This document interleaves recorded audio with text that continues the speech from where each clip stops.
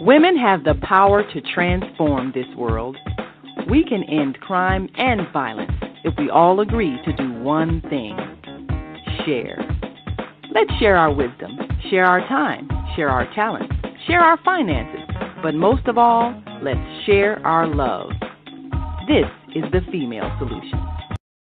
The earth is in the process of transformation. A separation, such as when a cell divides. Half will remain in the third dimension, the old earth, where there is conflict and violence. The other half will ascend to the fifth dimension, the new earth, where no negativity can exist. All across the world, there are internet content creators that are sharing new information to raise your consciousness and prepare you to ascend to the new earth. Join me, Naimah, every Wednesday morning, 7 a.m. to 8 a.m. Central Time, and we will introduce to you these voices of enlightenment.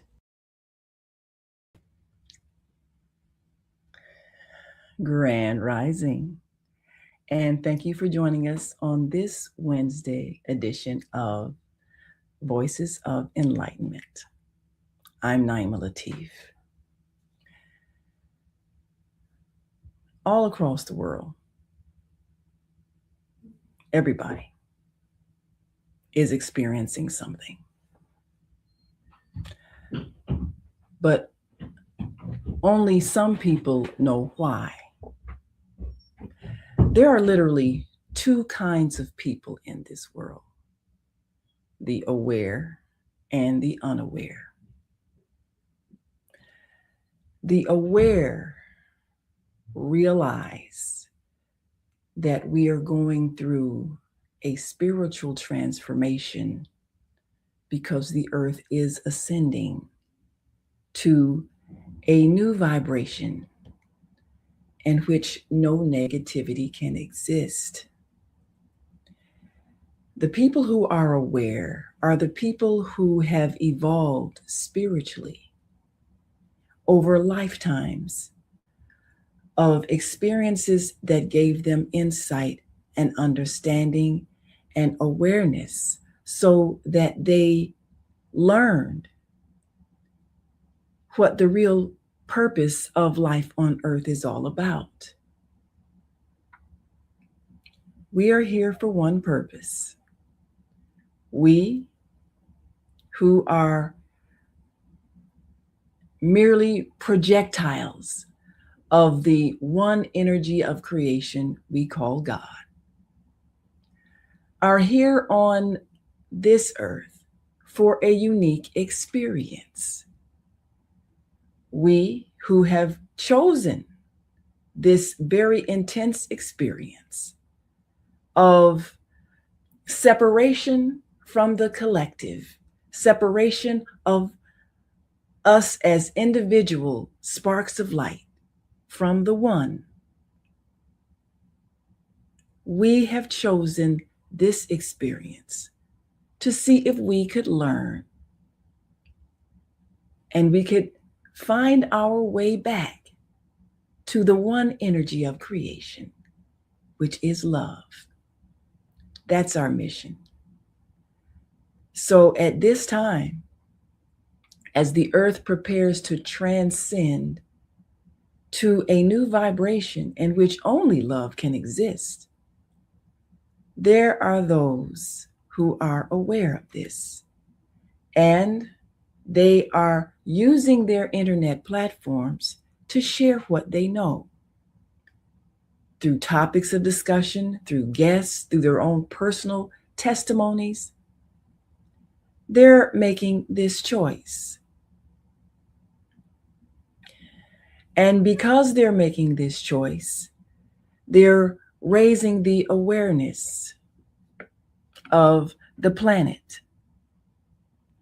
They are raising the awareness of those who don't understand why this is such an intense time of conflict, both in personal lives as well as the collective life in countries and between countries and among individuals. Why are we going through this? There is a very important reason. Because we are transforming. We are in that stage of childbirth that was talked about in the book of Revelations, and many other spiritual teachings are telling us about these very times where we are transforming. Well, there are those who are aware, and there are those who are unaware.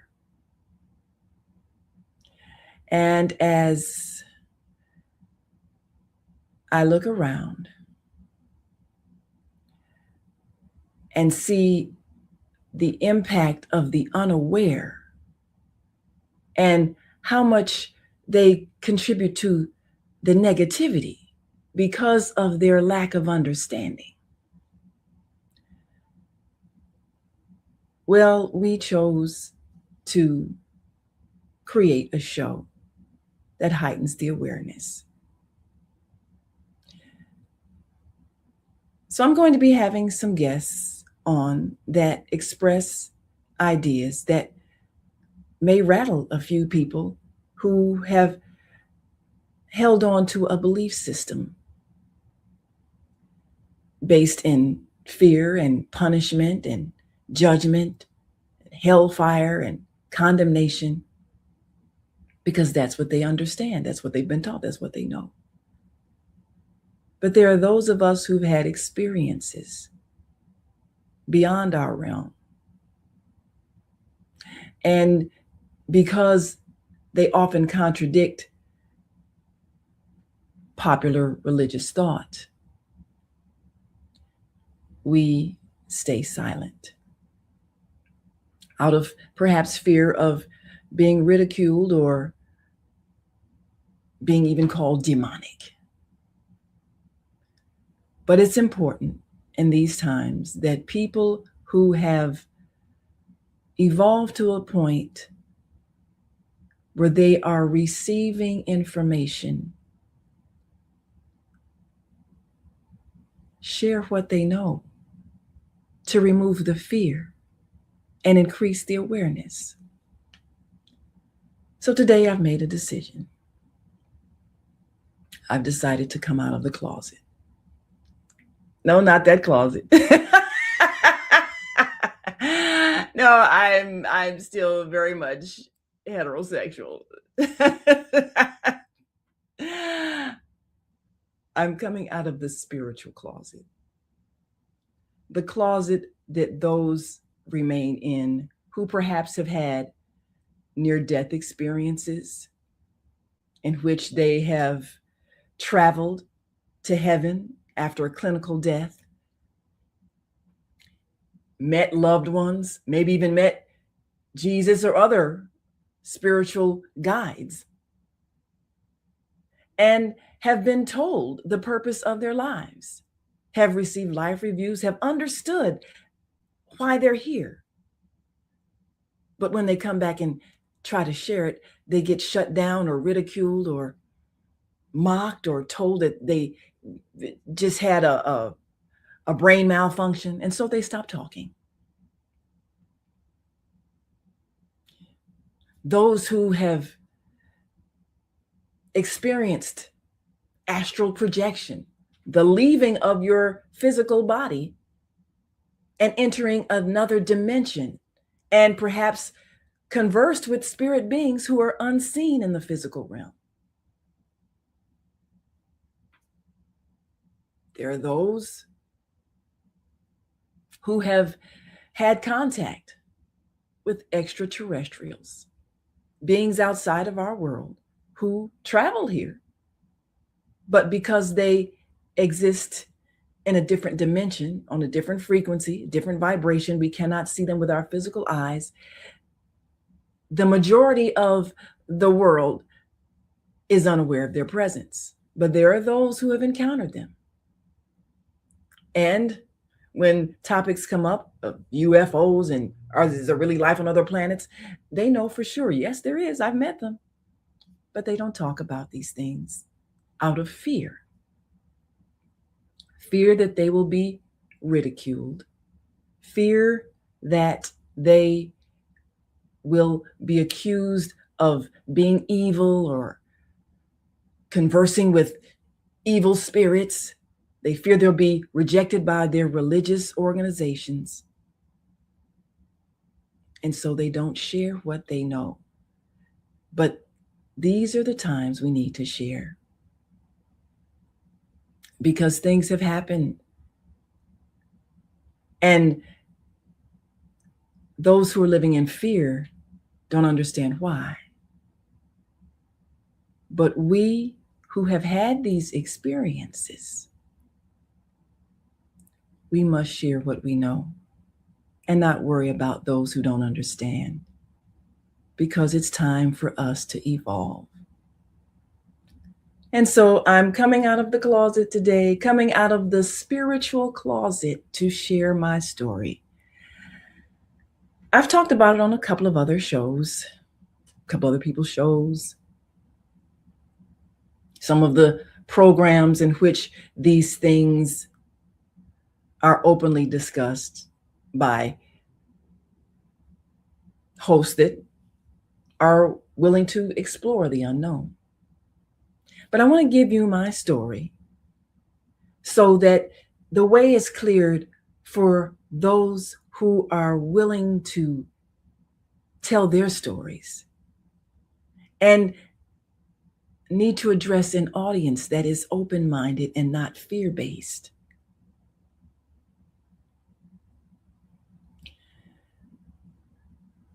This story is available on my website,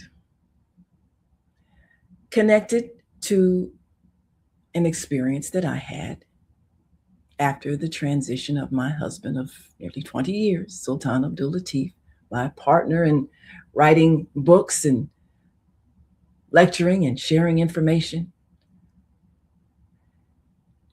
And so I'm going to share a bit of that story with you.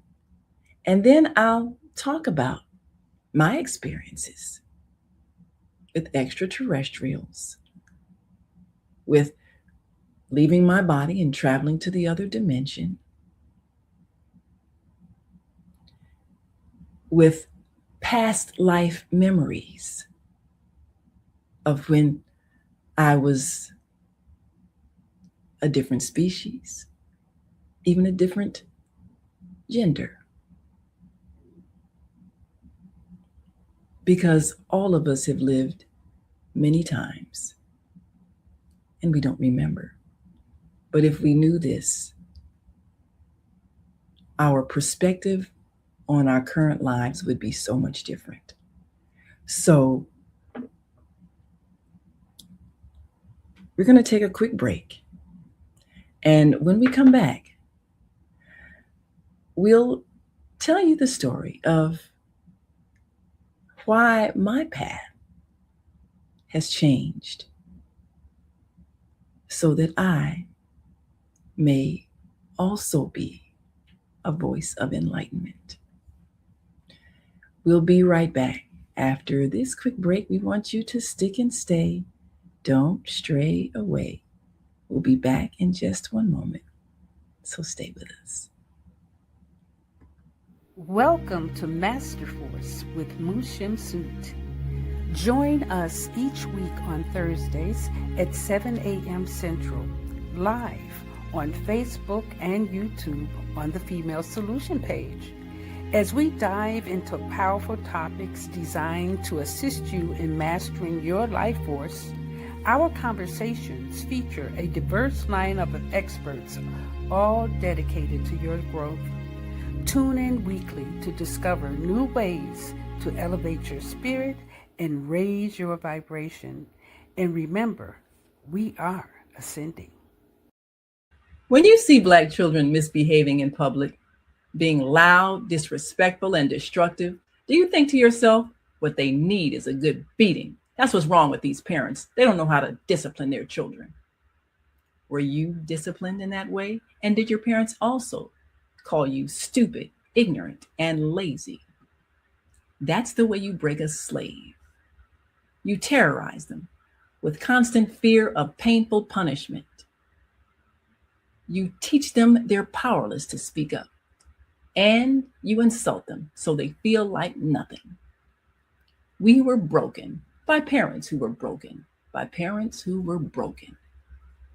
It's time to end the cycle of brokenness and bring healing to ourselves and our communities by using knowledge, respect, and love. We'll show you how. I'm Naimah Latif. Get the book Slavery, the African American Psychic Trauma. On sale now. Go to www.naimalatif.com. Yes. This is a revealing of an understanding. That book, Slavery, the African American Psychic Trauma. And if you watched our show yesterday with Assata says she has been highlighting a series called Love Don't Hurt. And we had an opportunity to be a guest on her show to talk about that and this book. Well, this book definitely launched my career into the world of speaking and education. Evolved out of a newspaper project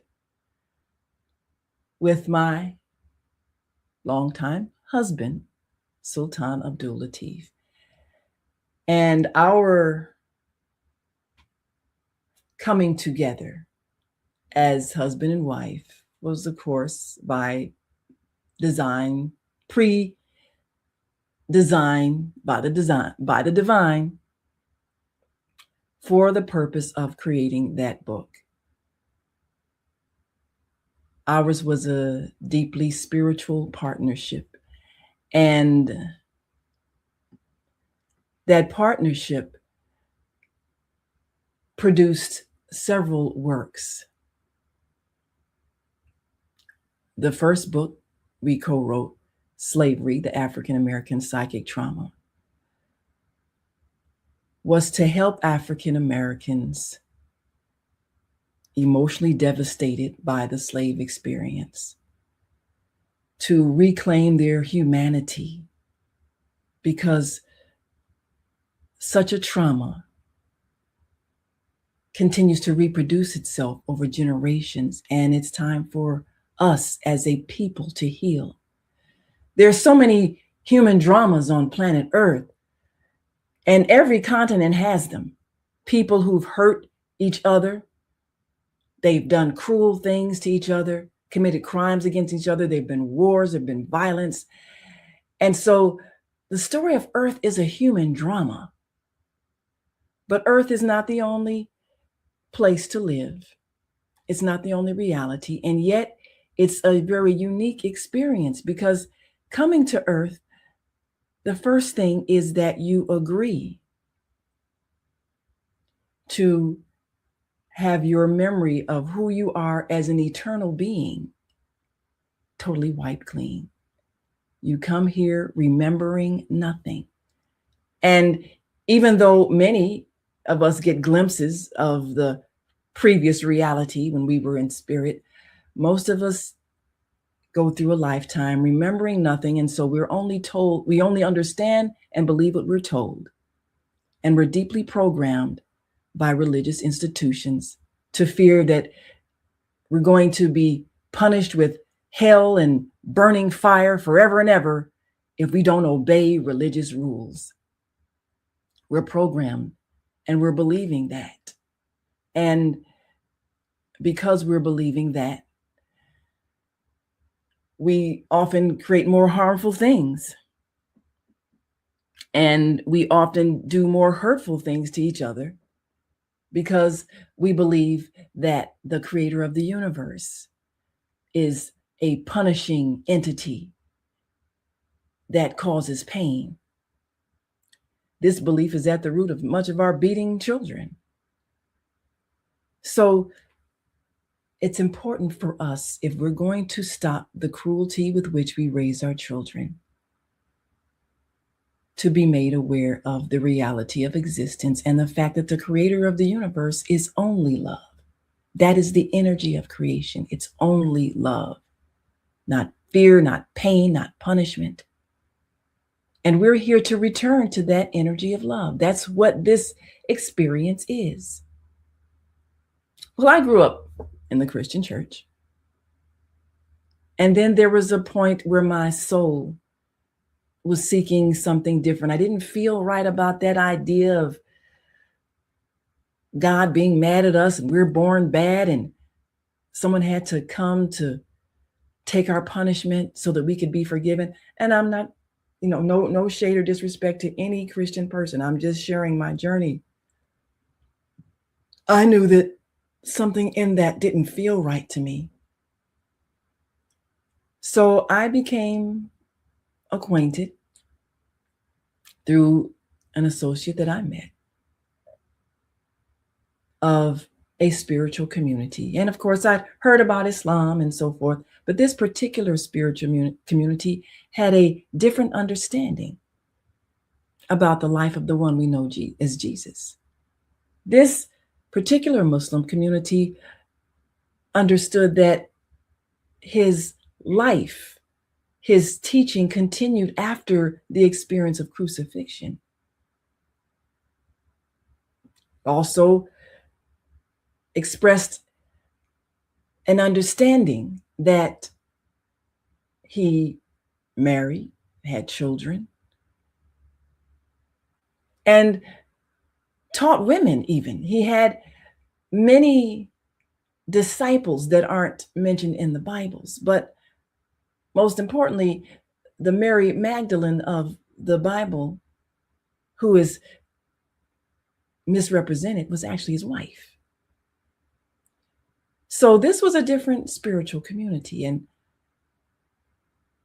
I met my husband, also part of this community, and we began a spiritual journey. But then he was diagnosed with cancer after nearly 20 years of marriage. And I knew I had a religious faith and a belief, which I believed in, raised our daughter in. But I knew I wanted some verification. So we had an agreement.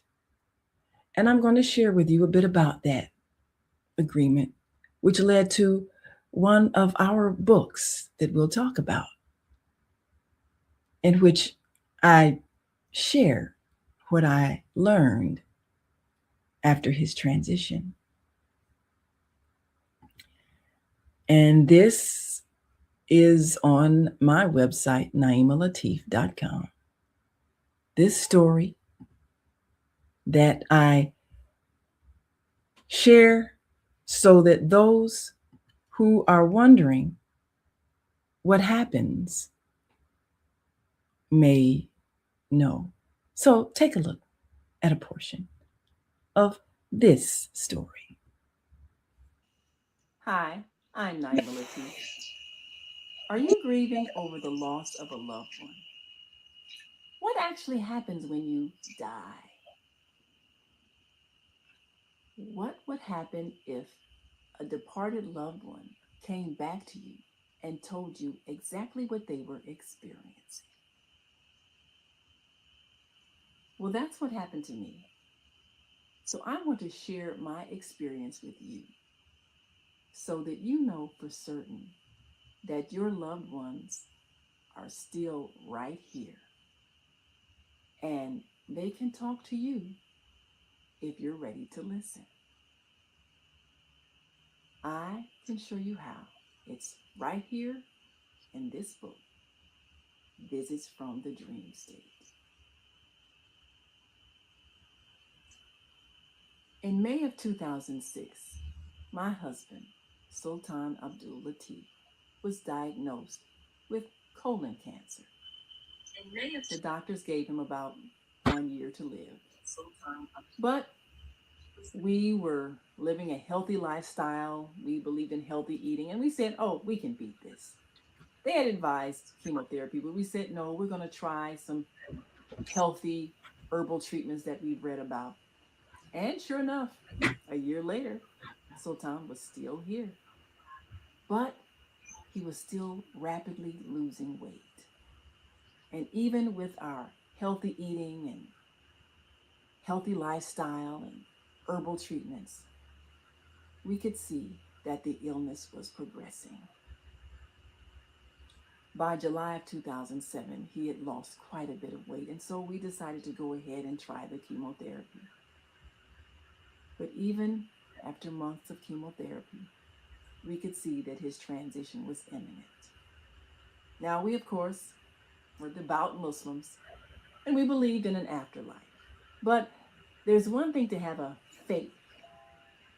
There's another thing to have certain knowledge based on experience. My husband, Sultan, was about to go into the great unknown, where we all go eventually. But I wanted more than just a faith. I wanted a no. So I made him promise that when he ultimately transitioned, that he figure out a way to come back and tell me exactly how it is. Well, I want you to know, he kept his promise. A few days after his funeral, he began visiting me in spirit. I kept a notebook by my bed and recorded every time he visited me. My husband, Sultan, and I, we were partners in life. We produced TV shows together. We produced a stage play together. We wrote books together. And after a few months of recording his visits, I realized this was yet another book we were writing together. And that notebook evolved into this book, Visits from the Dream State. You know, our religions don't teach us that we can still contact a loved one after they have left their physical bodies. So we assume we can't do it, or we're not supposed to do it. You know, all over the internet, there are people who are describing near-death experiences where they've died and gone to heaven and met with loved ones. And then ultimately they decided it wasn't yet their time, so they came back to Earth. Well, I didn't have a near-death experience, but I did, with the help of my husband, Sultan, leave my body and enter the spirit realm, where he now resides. And we could get together and talk. It sounds amazing, doesn't it? You know, when we were first standing there together in spirit, at first I was like, are we supposed to be doing this? I mean, are we breaking any rules? But apparently, it's okay. There are no rules. Now, many people may be afraid because of whatever they've been taught. But the reality is, we can contact our loved ones who are in spirit because we too are spirits. Now, it's been 17 years since my husband's transition, and we have kept in touch. I have visited him in spirit. I have seen what looks like a college campus, and I have been inside a classroom where apparently he's enjoying taking classes. We've talked, we've discussed friends and family members. We've talked about my personal life. We have been able to keep a relationship, even though my work here is not yet done. And he's having an amazing adventure where he now resides. Now that I know what I know, and I've seen what I've seen, I want to share it with you so that you too can discover what I discovered. When I was seeking information, it was like being a scientist, exploring, experimenting, and ultimately discovering the formula for how to reconnect with the essence of my husband. Now that I know what I know, I have absolutely no fear of death, nor do I ever grieve.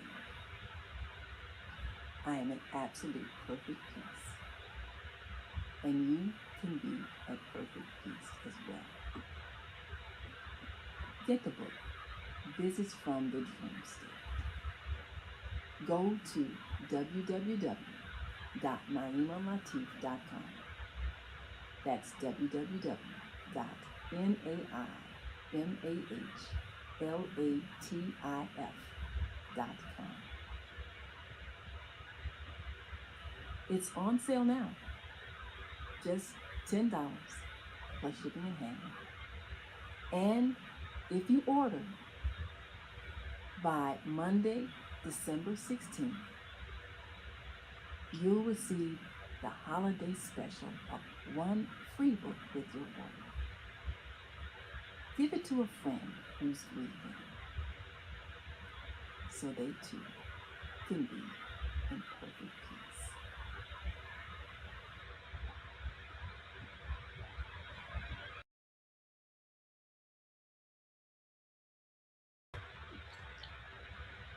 And that's my story. That is the beginning of the journey toward understanding. After my husband's visits began, which I talk about in the book, I began to be made aware of other internet communicators who were sharing stories. And I became aware of people who were revolutionary and groundbreaking. And I began to have more experiences. So we're going to take another quick break. And when we come back, I'll tell you about my extraterrestrial experience, which of course I talk about in the book. And I'll tell you about some past life memories, which helps to define my present day activities and purpose. So we'll be right back after this quick break. We just want you to stick and stay. Don't stray away. I'm coming out of the spiritual closet today to tell what I know so that we can grow. We'll be right back. So just stay with us.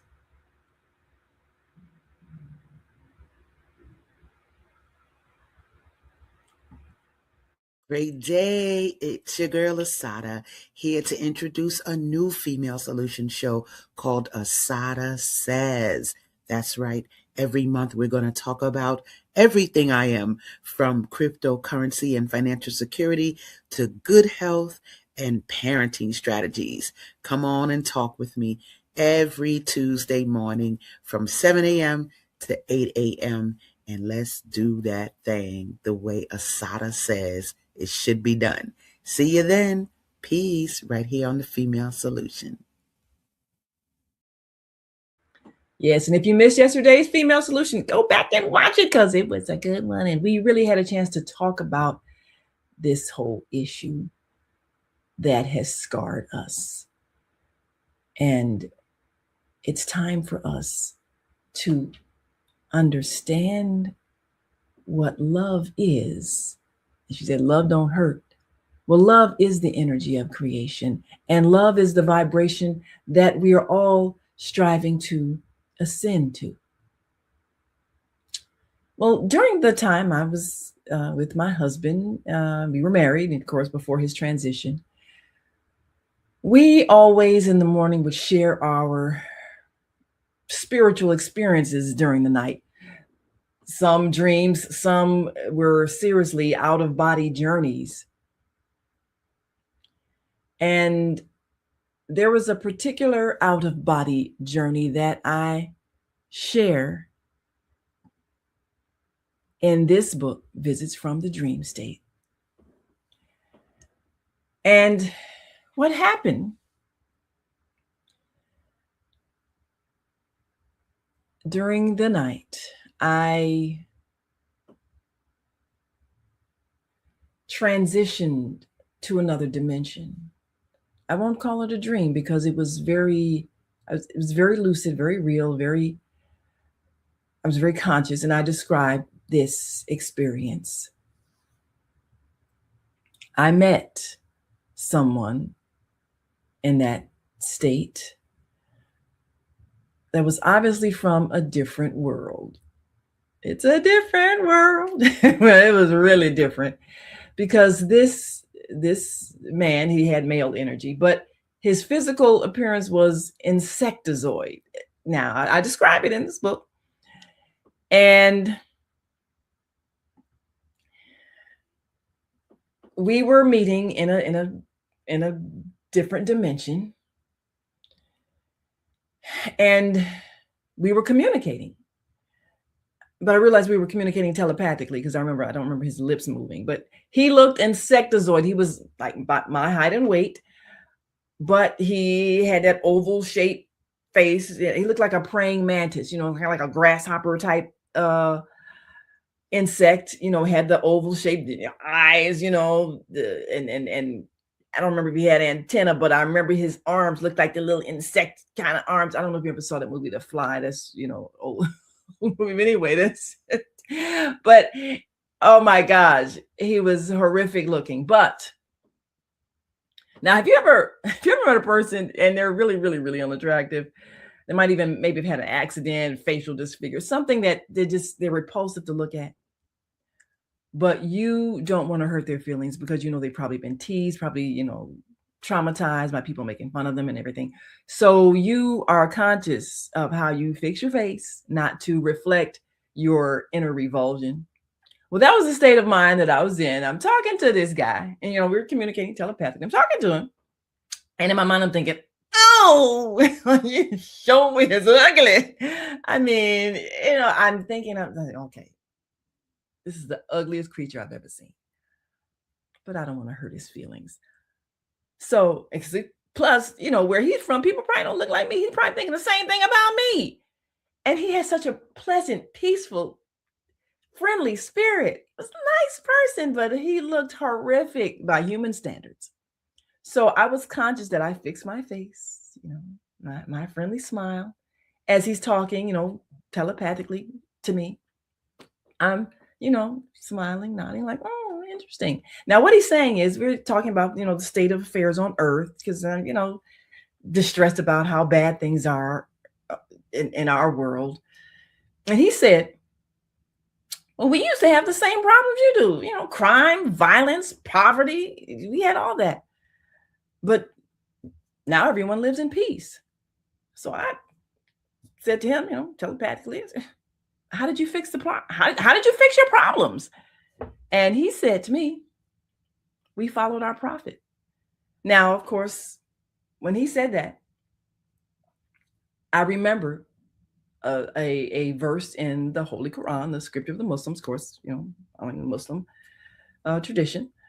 I remember a scripture that says every people has received a prophet. Everybody has received someone who is spiritually evolved that gives them information on how to behave so that they can correct whatever level of barbarism they might be experiencing. And if they just follow these teachings, and we had Buddha, we had Jesus, and the whole Holy Quran was step-by-step instructions on how to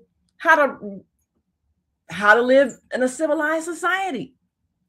So we've had instructions. We've had people who demonstrated what it looked like. But in this world, everybody who comes to us, we always persecute them. In our barbarism, we don't listen.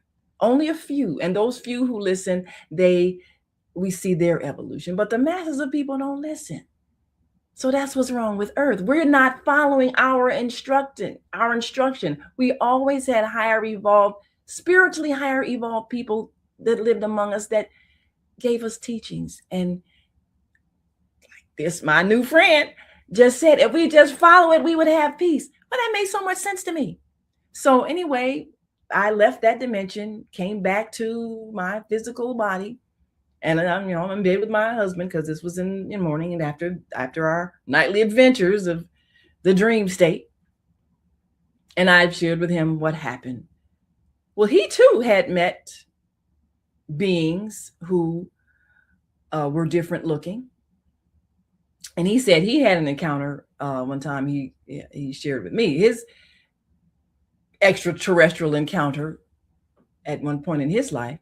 And he said the person that he met looked kind of reptilian with a like dark red tongue and scaly skin and all of that. And then the man told him, well, we're religious on our world also. And my husband asked him, what do you call your religion? And he said, we call it Islam. And of course, Islam just means peace, which, and on this planet saying it means peace. Peace. How do you have peace? Well, you must love.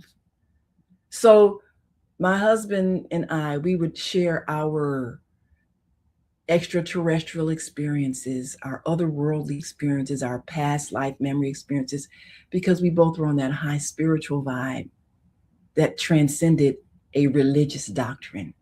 That's why we were so well matched, because we were here to do a spiritual work. So that encounter is discussed in my book, Visits from the Dream State. My daughter said, are you sure you want to tell people about that? Because people who have not had experiences like that, again, questioning your sanity, questioning, what kind of spirit you're talking to, all of those things. But when it's your mission, you must share so that others who don't know can know. We've got some comments here, and feel free to share your comments. And we certainly want to get your responses.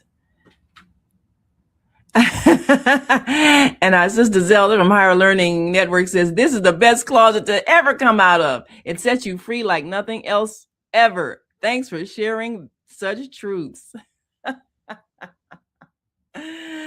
Yes. Well, we must share our truths. Now, during the last few years of my husband's life on Earth, in a body, because of course he still exists and I still visit him from time to time. But he wrote the foreword to my book, which evolved into this show, The Female Solution. We're going to take one last break, and when we come back, I want to share with you the past life experiences that affected this book and my mission to gather women together especially for the healing of the planet. We'll be right back after this last break. We want you to stick and stay. Don't stray away. I'm going to tell you all about my memory of another life. We'll be right back. So stay with us.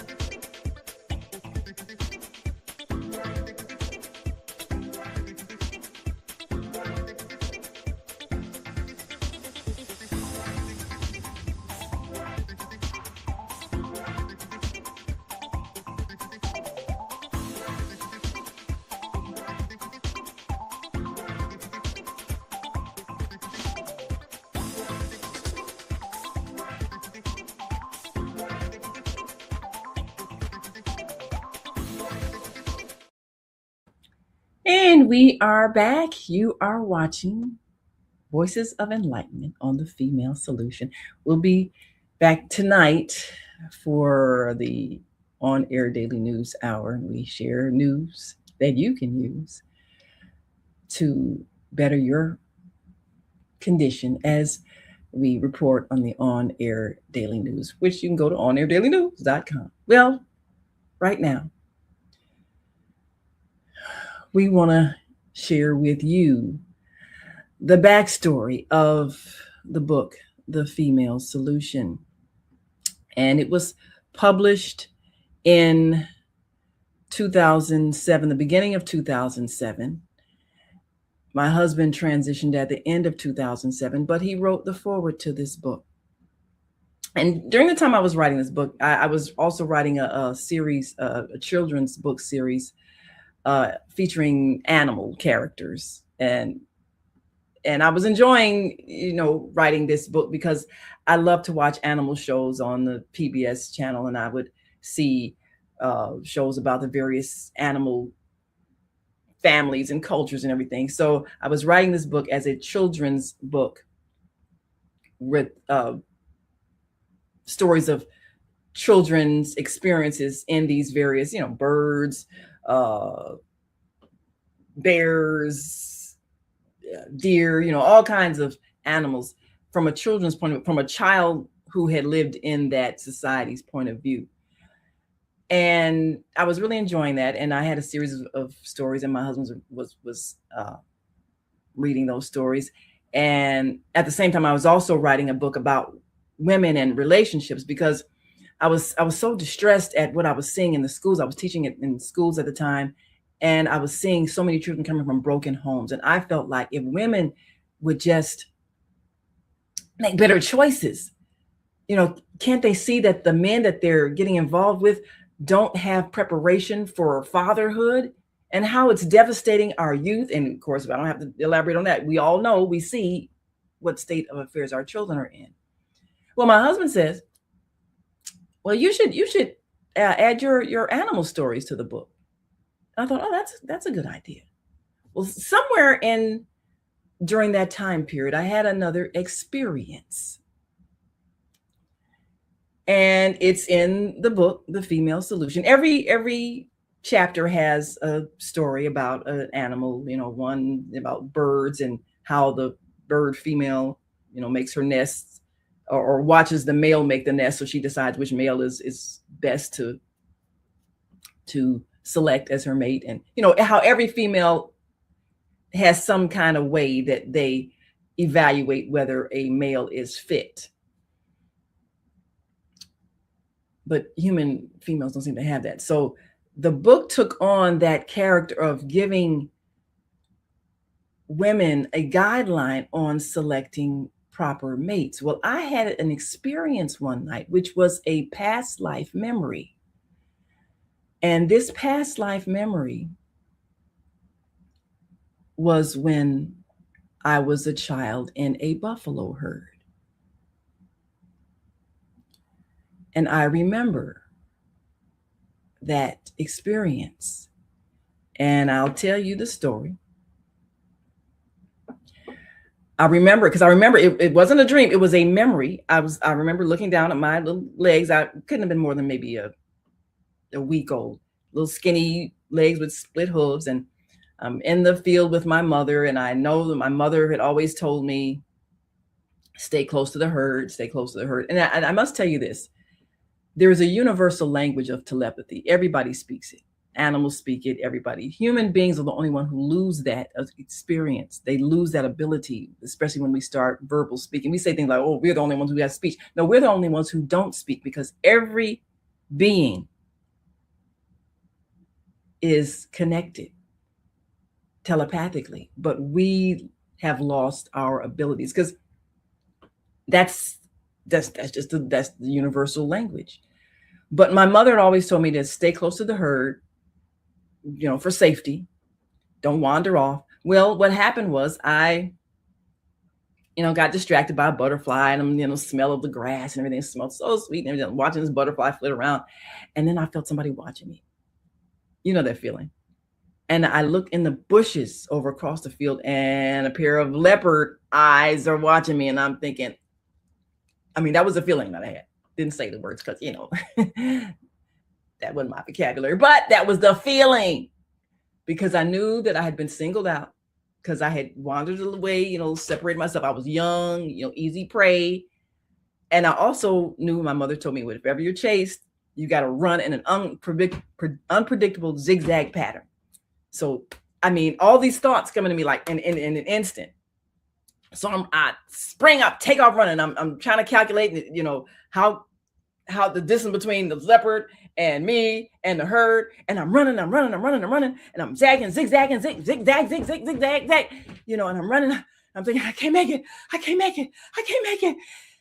I'm running.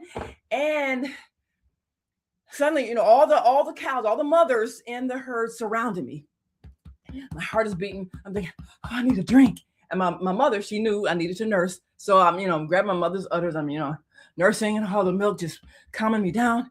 And all the mothers were surrounding me while I'm nursing. And my father, this big bull, he bounds out and charges the leopard. And the leopard, and I can see the battle going on. I'm looking at this wall of cow legs, because all the cows that surrounded me, all the mothers and the herd has surrounded me. I'm nursing my mother. I'm watching this battle going on. And my father, big, strong bull, he's fighting this leopard, and this leopard, I see the leopard's fangs on him, and then my father's big horn is turned around and jabs the leopard. And then the leopard, I hear it scream, and then he runs off, slinks off back into the bushes. My father, man, he was big, massive bull, and he was looking around like anybody else out there. I run this up in here. You don't mess with my family. That was his vibe. He was powerful. And I was the emotions that I felt.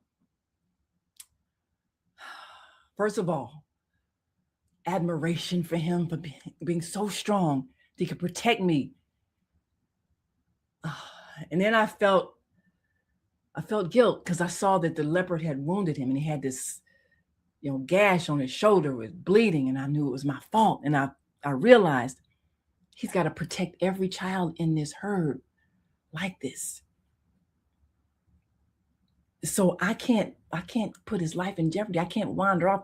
In that instant, I understood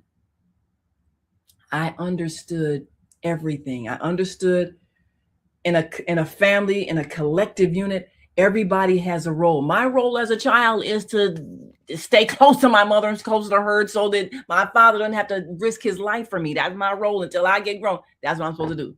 Mothers, they knew to protect the children. Collectively, that's what we do. Everybody knows what they're supposed to do. The father, and he's the one that all the mothers, of course, they were part of who he was protecting as a family, because he was the strong bull that had the heart to protect his family. So the one who's the head of the herd, the one who has the right to be in that position, is the one who has the heart to protect the lives and the strength and the power. And I understood that's the criteria for fatherhood. I understood all of that instantly. That was the experience that I had.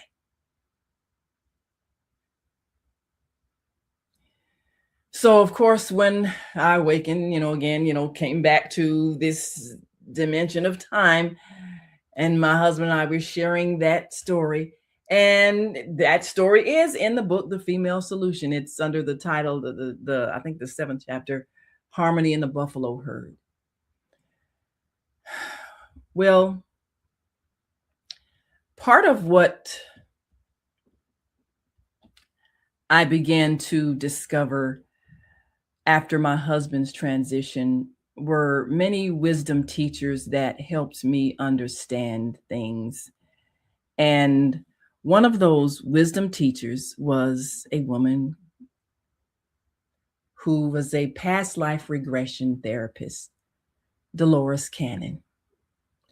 And she would take people back to previous lives. And she explained that all of us are part of creation. We've all been everything. We've been all different races. We've lived on all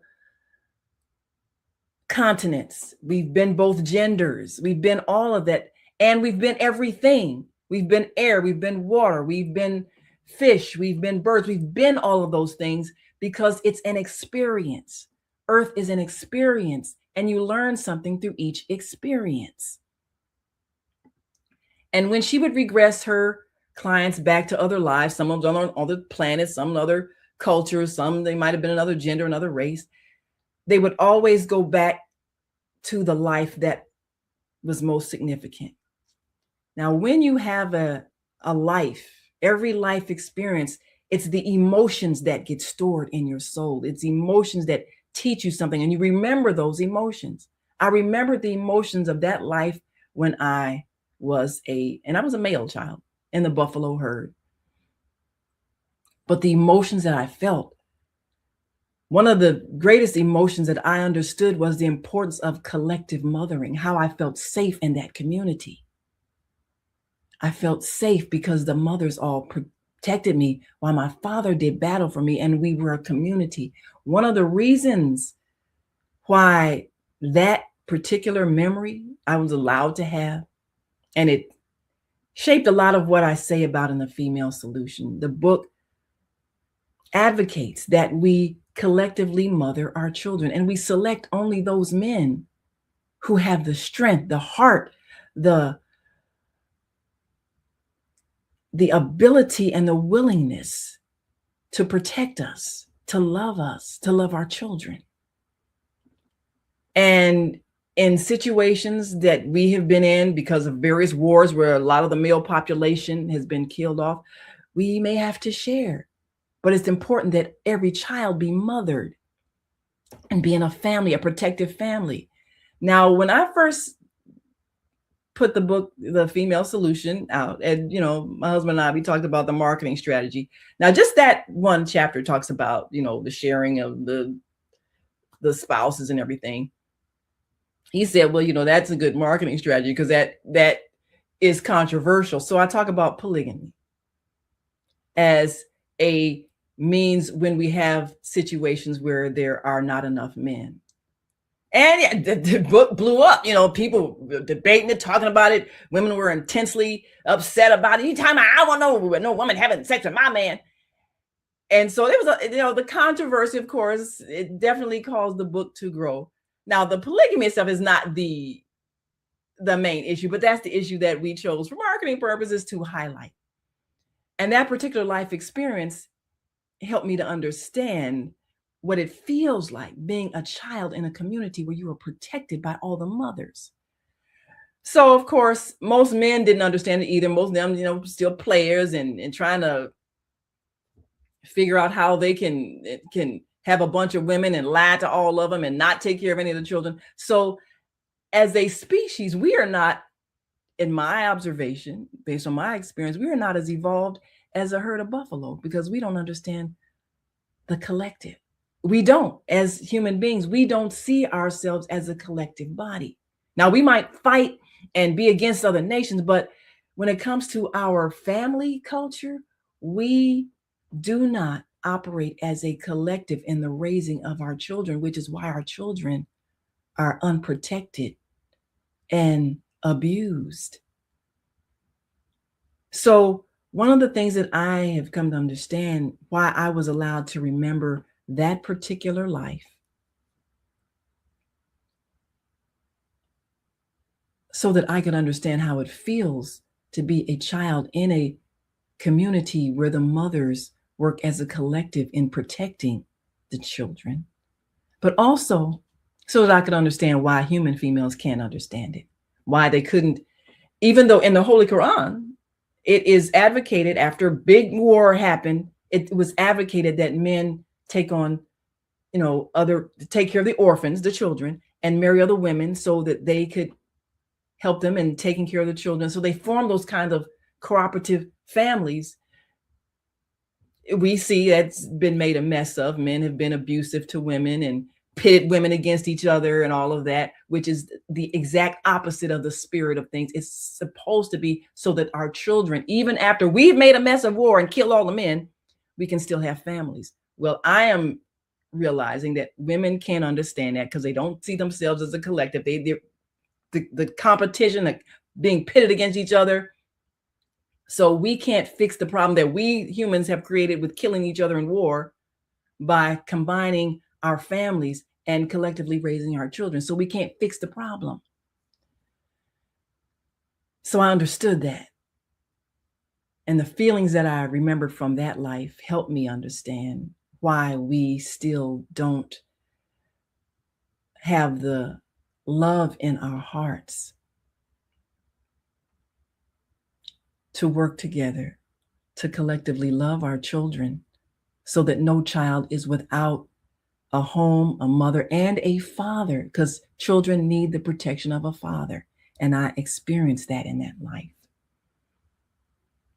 So that gives you a bit of backstory about the female solution. So our philosophy, as an amazing group of women who are visionary and are motivated by their own individual purpose and mission, we are each sharing our experiences and bringing on guests that highlight knowledge that can help us heal our planet. That's what we must do. But today I wanted to give you a snippet of why we're doing what we're doing as the female solution, trying to help women know that we are the solution, but we must work as a collective body in the loving and protecting and raising our children, raising them with love, raising them with a secure sense that they will always be protected, raising them in harmony with the men in our lives so they can see what love in a family looks like.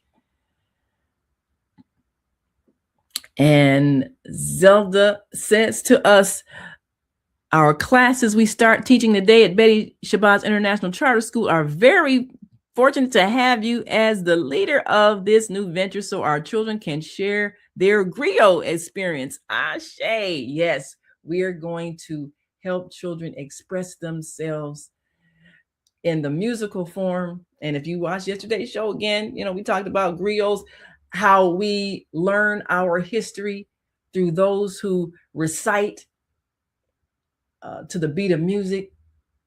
And our children have that same talent and skills. And she says, just came out the spiritual closet and never going backwards. Ashe, yes, I've come out of the spiritual closet and let you know that I remember. And on our page, you go to onaireverywhere.com. We have the On Air Internet Radio TV Guide. And these are shows that I recommend that you subscribe to. Wisdom teachers, those who have come out of the spiritual closet and are sharing knowledge. And lastly, before we go, this book, Slavery, the African American Psychic Trauma. This book, which reminds us that we, the people who were transported from Africa, that was an experience. That's not our identity, ex-slaves. We've been on this planet for eons. We've created civilizations, and we have interacted with those who have come from other worlds to work with us. And we can even see the remnants of that recorded on the walls of our pyramids and ancient land relics. And we have a memory. We talk about in this book a genetic memory, because not only is the past stored in our emotions, the past is stored in the cells of our bodies from the family line that we choose to incarnate through. And now I've had other past life memories. I've had a memory when I was a white male, part of the security guard forces in the land, probably over Sweden somewhere or whatever. I was Nordic people. I'm not going to tell that story today, but one day I'm going to tell that story, because we incarnate with the same people over and over again to work out differences, and we play different roles. And this is something that Dolores Cannon, of course, her daughter, Julia Cannon, is one of the people I'll be looking to have as a guest to talk about this whole process of being eternal beings, having experiences so that we can learn how to love. And we choose our life circumstances, and we choose challenges to overcome. And in this particular life, we've over time. So I'm gonna just tell a story anyway. Last story, people.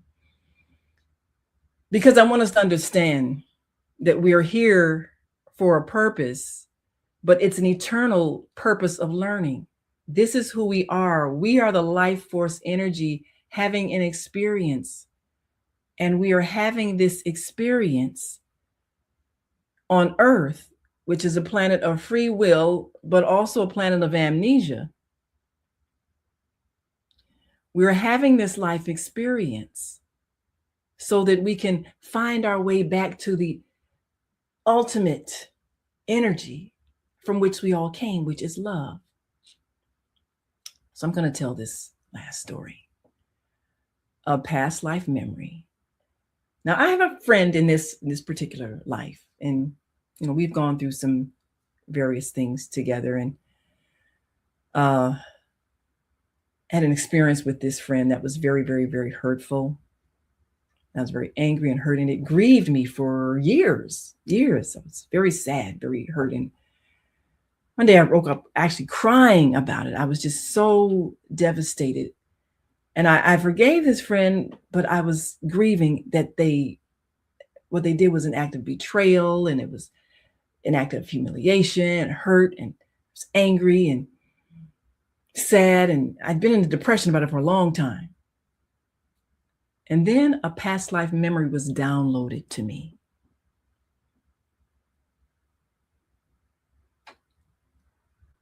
And I remembered being a friend of this same person in another life.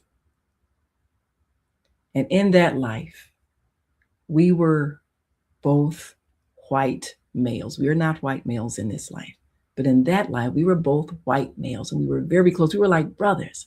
And I remember what they looked like. They had blonde hair, kind of like shoulder length. I had shorter black hair.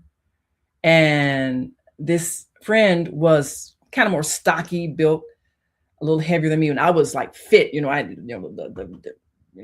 the six-pack abs and muscles, and everything. But we were both part of the guard in this community. Now, the way the guard worked, all the men who were part of the guard in the community, this was, you know, again, some Nordic community, you know, up in Sweden or whatever, way over there in that land. And this was like back in the Middle Ages. And I remember the armor that we used to wear. I remember walking with our clanking armor and, you know, walking in there with a macho walk, you know how men walking, you know, like football player kind of, you know, build and muscles, and the armors we wore, the clanking. I remember that. And we had our sword and shield. Well, the way it worked, the community was surrounded by bushes, you know, kind of like I guess, you know, it noted the boundaries of our community. And the guards, you know, we took turns in shifts. We each, you know, we had to take a shift to guard the community from invaders. You know, we try to come and get through, you know, did little openings. And I remember the spot that we were assigned to guard, and the guard duty, it was from dusk, you know, the evening, to dawn, you know, sunrise the next day. That was our shift. And the two of us, well, me and my partner, we were the baddest team in the guard. I mean, every night, you know, we report, you know, to our spot, stand guard, you know. And so when invaders came, you know, it might be 10 of them, but we were bad. We would stand back to back, and we'd be, you know, we had our sword, our shield, we'd be taking them out, you know, chasing them off. And then, I mean, because we were literally saving each other's lives every night.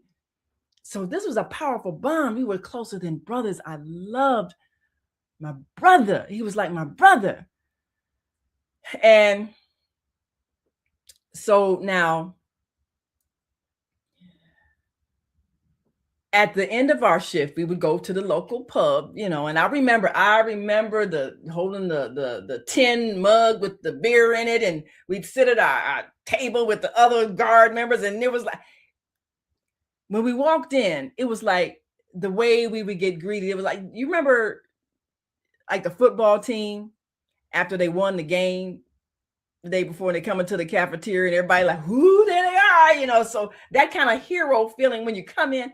So we come into the pub, you know, and we getting our beer and sitting around with the other guard. It was like a brotherhood, you know. And we singing our little raunchy songs and stuff. And my partner in the guard, he always had these, you know, lively, colorful stories. He'd be, you know, talking about how he saved my life. And he always had these lively, colorful stories. So, and I smashed him with my shield, and I pressed him with my sword. And, you know, he just, you know, and he'd get him and act it out and everything. Everybody, oh, really? You know, so, I mean, it was so much fun. I remember the feeling of camaraderie. I remember how it felt. And I mean, but I you know, we saving each other's life every night, but it was like every night a battle, the life battle, you know. But and then when in the daytime in the pub, we getting together, we're laughing and talking, and everybody sharing their little stories of how they fought off the enemy and everything. It was such a brotherhood, such a love and camaraderie among us. Well, there was this woman there. She had blonde hair, and I think she worked at the pub, you know, barmaid or whatever they called them back that day. Well, I had fallen in love with her, and I wanted to marry her. And now, if you all just tuned in, please go back to the beginning, because you see this thing saying, you know, coming out of the spiritual closet. I'm telling a story, just if you just tuned in, I'm telling a story about a past life memory when I was a male. I was a white male in, you know, the Middle Ages. That's the story I'm telling, that I'm sharing my memory. So if you just tuned in, you see this banner, and then I'm talking about I'm in love with a woman. I don't want you to take it out of context. I am still heterosexual. I'm not coming out of that closet. I'm coming out of the spiritual closet. Just so you know, telling this story about my memory. So I remember telling my dear friend, my partner in the guard, how much I love this woman and I wanted to marry her. And, you know, just, so I said, oh, really? So now I'm in love with this woman, right? And, and it's my partner. So now it was getting ready to be time for our shift. And, and he says to me, I slept with her, and kind of thrown in my face. And man, I was devastated. You knew I loved her and you slept with her? And he, was like laughing at it like, yeah, I had her first. Oh, I was so angry. I was so hurt. Now we're supposed to report for our guard duty at dusk. Well, I didn't show up. I didn't come. I was so angry at him. I was so angry. I didn't come. And it's getting later and later at night, and I'm still stewing about it. He knew I loved her. I'd be stabbing me in the back like that. How could he do this to me? How could he do this to me? I thought he was my brother. I thought he cared about me. And I was so angry, jealous, I don't know. And I don't know why he did that. I was so hurt at the betrayal. So I didn't come. Well, it was getting to be nearly midnight. So finally I'm thinking, let me just go on and go. So I get to our spot at the little opening in the bushes surrounding the trees, surrounding the community, for our spot where we stand guard. I get there and he's lying on the ground, bleeding to death. Mortal wounds. I mean, ain't no 911 back then, right? Because he's dying, breathing his last breath. And I was like, oh my God. I'm just crying. I remember the tears. I remember the anguish.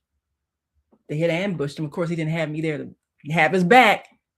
And they overpowered him. He's lying there dying. And I remember crying over his dying body and just crying and crying. And I was so sorrowful, but I was angry at myself for not having the ability to forgive.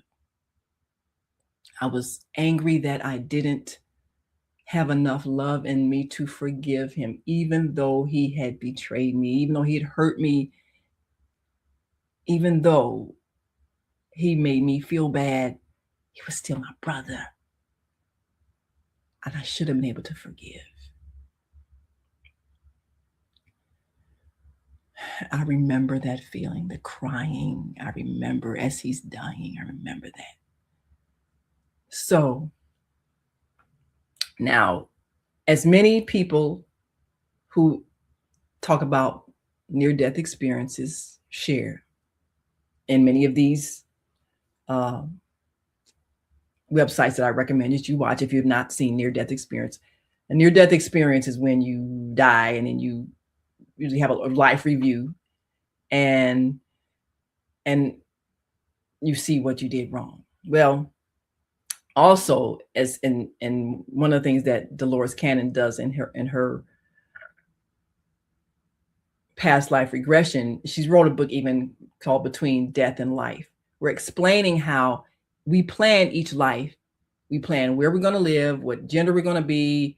We plan as a human being, this whole human drama. We plan how we're going to experience life so we can learn lessons. And sometime after I passed away in that life, I wanted to have an experience with this friend again, this soul who was my friend, and have them betray me again, do something hurtful again, to give me an opportunity to forgive them. So that was the plan. And all of us who are here, we have planned the life we have. We have planned the experiences, and the different people in our lives are part of our karmic history with these people. Many lives we've had together. Sometimes and so the challenges that we have, we plan them because we're trying to learn something and we're trying to grow spiritually. So I remembered my plan for this life with this friend who's going to be my friend in this life and hurt me badly, to give me a chance to forgive them. Well, of course, as you see, we're not white males in this life, but we are friends in this life. And this is a friend that caused me tremendous pain, and I had to forgive. So once that memory was downloaded to me, then I understood. And all the depression and the sadness went away because I understood that I wanted to have this experience to give me a chance to forgive, to help me evolve spiritually. So having these past life memories, not only of being another race and another gender, but also of another species even, I see life differently. I have respect for all life forms because we've been all things. I have respect for all people. I can't be mad at white men. I used to be one. So I don't see myself identity-wise as I'm a Black woman. That's who I am in this life for the purpose that I have. And part of my purpose was to get together with my husband and write the books that we wrote, to give the knowledge that we're giving. Our mission is to help to heal the African Americans who went through the enslavement experience, help to heal the trauma. That was our life plan. So I'm aware of that. So I'm sharing this with you to broaden your perspective. And, I don't argue with people whose religion won't let them know about reincarnation. I don't argue because not everybody chose to awaken in this lifetime. Some people, they still have to work out other karmic issues, other conflicts. The people who are at war, they got a long karmic history of war. Until they choose to stop being angry at each other and wanting to kill each other, they're going to keep experiencing that. That's their choice. You have to choose to evolve, just like I chose to evolve to a point of forgiveness. All of us are making choices as to where we're going to be as the earth evolves. We have to choose to live in love, or we can choose to be in conflict, and we'll keep experiencing conflict. Those of us who are choosing love, we're going to be experiencing a different reality. Even though we're on the same earth, we're going to experience a different reality because we're going to attract to us people who are on that same vibration. And we'll live cooperatively. We'll create new systems of exchange that are not exploited. That's why some people are getting the incentive, the inspiration to even start and be participating in new systems of exchange, because the old ones are exploitive and hurtful and causing poverty and violence. Like my friend from the other world said, they solved their problems. They just followed the teachings of the higher spiritual being that taught them. And we've had them on this planet. So my perspective on existence is different because of my experience and my memory of those past lives and my realization that my life in this time was on purpose. And even my husband, who transitioned before me, even that was part of the plan, because him coming back to open a door of remembrance to me is what put me on this present day path. People like Dolores Cannon. And when she was doing her work 40 years ago, regressing people to past lives, nobody knew about past lives. Everybody thought you live life and you die. And in a hypnotism session with a client, she was just doing the regular, her and her husband were doing regular hypnotism on clients on an army base. That's where her husband was stationed, and he was a hypnotist, and he would help people doing things like, try to lose weight, under hypnosis. But then they hypnotized this one woman, and she started going back into these different past lives, and that's what started her on her journey. So now we are aware that we are eternal beings having many, many life experiences on many different planets. You stay on the earth experience until you have mastered love. That's why you're here. Until you can master love, you keep coming here, and you might change different situations. You might change your gender, change your race, change your land of birth, change your family structure. You give yourself different scenarios to help yourself evolve so that you can master that quality of love. That's why we're here. That's what Jesus taught. And he even explained it. And we will also, in a future show, we're looking to have the one who channeled the book that is entitled Jesus, My Autobiography, in which he tells his actual story, which is not the story told in the Bible. The Bible is very political. Now, it's not to say his teachings are wrong. His actual teachings, of course, are revolutionary and evolutionary and intended to be. But things that the church does suppresses so much of his life-giving knowledge that people have been able to use the Bible as a weapon against people. But no matter what your spiritual path is, there are many souls who come here for the purpose of being that higher evolved teacher, as my friend, that insectozoid guy, as my friend said. So it doesn't matter what spiritual path you're. You might be a Buddhist, you might be Catholic, you might be a Hindu, you might be a Muslim, you might be a Scientologist, you might be any of those many different spiritual paths. If you follow the line that says, what is that foundation? Love your neighbor as yourself. However, your spiritual guide, your spiritual teacher, the head of your spiritual community, however they are teaching the foundation of what we are evolving into and what we are striving to master, that power of love. If you vibe with a certain spiritual leader and that's what's helping you evolve, then that's the right spiritual path for you. That's how you're going to become your next higher expression. So I don't have a need to try to convert anybody to anything. Wherever you are, that's where you're supposed to be. That's what you chose as your path to help you in your enlightenment. It's the right path for you, whatever it is. Whatever it is, choose the parts that others haven't distorted away from the basic teachings of love, because that will give you where you need to go.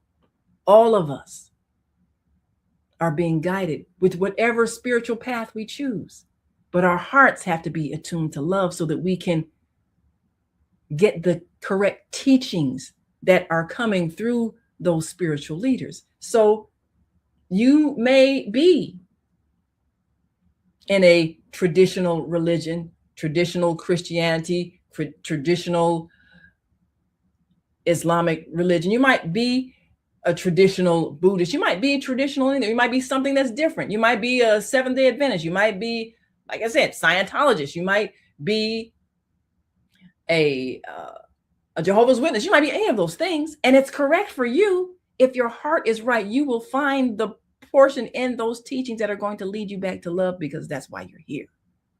So every path will lead you back to the creative energy of the universe we call God, which is love.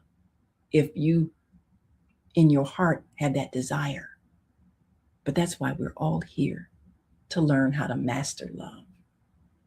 So I will be bringing you those communicators who are using this very powerful tool of the internet to share what they know, their experiences, the experiences of their guests, people who will take you beyond your limited beliefs and understandings so that you can do what you came to do, and that is evolve to the higher consciousness, the highest vibration of love. That's why we are here.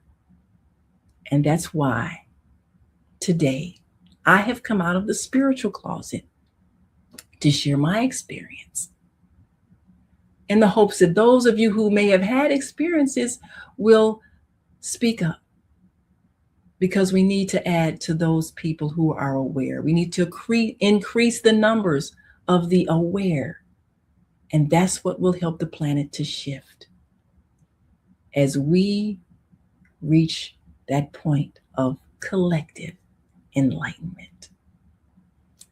Thank you for joining us today. And we want you to like and subscribe to the channels that you're watching on the Female Solution every day, because all of our hosts are here with their own unique mission to teach, inspire, motivate, and share that which will help you become part of the greater collective, part of the family of Earth, part of the energy of love. I'm Naimah Latif. Join us tonight for the on-air daily news hour, and then come on back tomorrow for Master Force with Mushem Sut at 7 a.m. and again at 7 p.m. with Nonprofits Empowering Worlds with Bridget. Join us every day for the Female Solution. And until next time, may you continue to shine your light.